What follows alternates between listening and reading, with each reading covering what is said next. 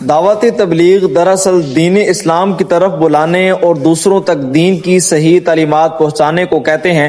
اس کا مطلب یہ ہے کہ مسلمان دوسروں کو اللہ تعالیٰ کی بندگی، رسول اکرم صلی اللہ علیہ وسلم کی اطاعت اور دین کے اصولوں پر عمل کرنے کی دعوت دیتے ہیں۔ یہ کام صرف زبان سے نہیں بلکہ اپنے اچھے کردار، عمل، اخلاق اور رویے سے بھی کیا جاتا ہے تاکہ لوگ دین کی طرف مائل ہوں۔ سادہ الفاظ میں دعوت بلانے کو کہتے ہیں اور تبلیغ پہنچانے کو کہتے ہیں، یعنی لوگوں کو دین کی طرف بلانا اور دین کی بات ان تک پہنچانا۔ دعوت تبلیغ ایک مسلمان کی ذمہ داری ہے تاکہ دین صرف ہمارے پاس محدود نہ رہے بلکہ دوسروں تک بھی پہنچے اور معاشرہ خیر و بھلائی کا گہوارہ بنے۔ تمام انبیاء کا بنیادی مشن یہی تھا کہ وہ انسانوں کو اللہ تعالیٰ کی طرف بلائیں اور دین کی صحیح تعلیمات عام کریں۔ قرآن میں مسلمانوں کو خیر امت اس لیے کہا گیا ہے کہ وہ نیکی کی طرف دعوت دیتے ہیں اور برائی سے منع کرتے ہیں۔ یہ عمل اللہ تعالیٰ کو بہت محبوب ہے کیونکہ اس کے ذریعے دین کی روشنی پھیلتی ہے۔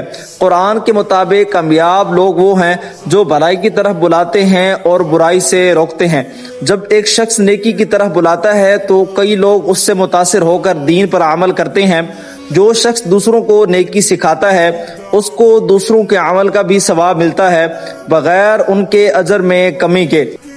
تبلیغ سے برائیاں ختم ہوتی ہیں اور نیکیاں عام ہوتی ہیں جس سے ایک پرامن اور خوشحال معاشرہ بنتا ہے۔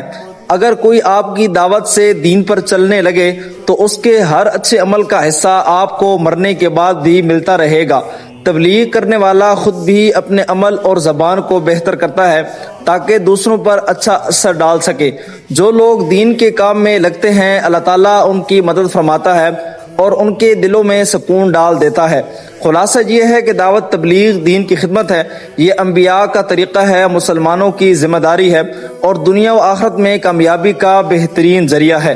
اگر آپ کو میری یہ ویڈیو پسند آئی ہو تو آپ میرے یوٹیوب چینل جہان علم کو سبسکرائب کریں اور بیل آئیکن کو پریس کر دیں تاکہ آنے والی ہر ایک ویڈیو آپ تک پہنچ سکے۔